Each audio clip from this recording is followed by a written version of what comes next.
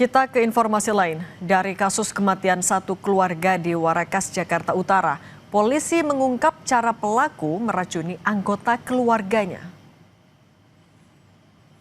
Kabid Humas Polda Metro Jaya menjelaskan, sebelum meracuni korban, pelaku membuat para korban tertidur dengan membakar zat.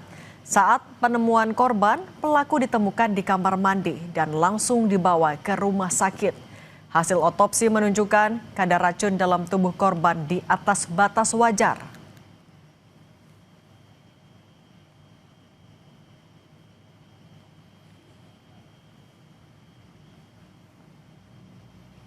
Si pelaku membuat korban ini tertidur pulas dulu dalam kondisi lemas dengan membakar beberapa zat. Setelah itu dengan ramuan yang ada kemarin disampaikan, kami menyampaikan dari hasil lapor ya, bahwa hasil lapor ada pestisida atau yang lebih dikenal dengan racun tikus. Ini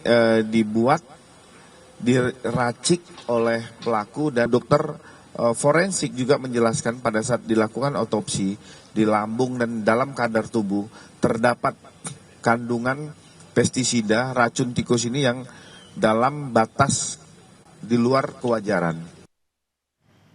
Penyebab kematian satu keluarga di rumah kontrakan di Warakas, Jakarta Utara akhirnya terungkap. Polisi memastikan kasus keracunan yang menewaskan 3 orang sekeluarga itu merupakan pembunuhan berencana dan dilakukan anak korban.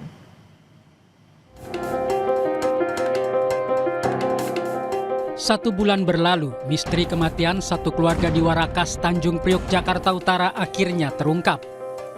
Dalang di balik tragedi ini tidak lain adalah Abdullah Shauki Jamaluddin, salah satu anak korban. Dendam jadi motif. Pelaku merasa kerap diperlakukan berbeda oleh sang ibu. Pria 22 tahun itu meracuni ibu dan 2 saudaranya hingga tewas. Berdasarkan hasil penyelidikan, anak korban yang terbaring lemas di kamar mandi saat kejadian adalah pelaku pembunuhan.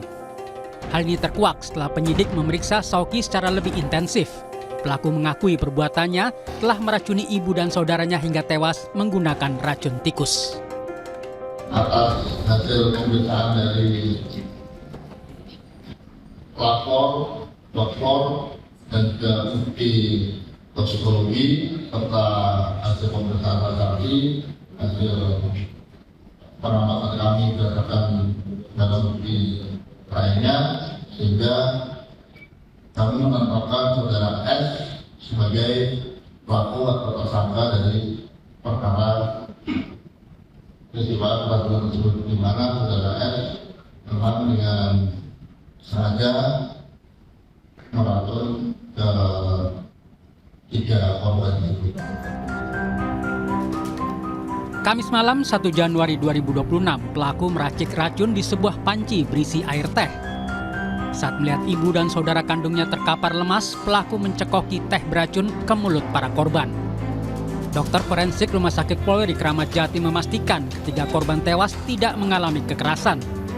Kematian ketiga korban disebabkan zat kimia beracun yang masuk ke dalam tubuh dalam jumlah melebihi batas toleransi.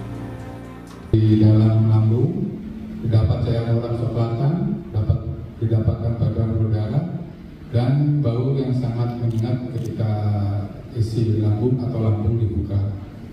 Didapatkan sebuah kematian akibat senyawa kimia atau zat yang tidak lazim masuk ke dalam tubuh yang melebihi batas toleransi dalam tubuh yang mengakibatkan korban tersebut mati lemas. Psikolog anak, remaja, dan keluarga Sani Budiantini menilai pelaku sudah lama menaruh kecewa dan tidak bisa diungkapkan. Biasanya pelaku tidak melihat keluarga sebagai hubungan darah tetapi penderitaan.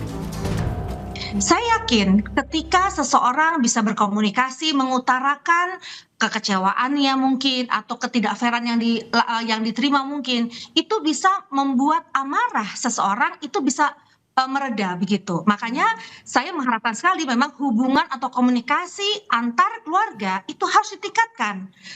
Sebenarnya ini untuk tidak terjadinya akumulasi amarah atau emosi negatif yang bisa memuncak dan bisa menimbulkan perilaku yang agresif.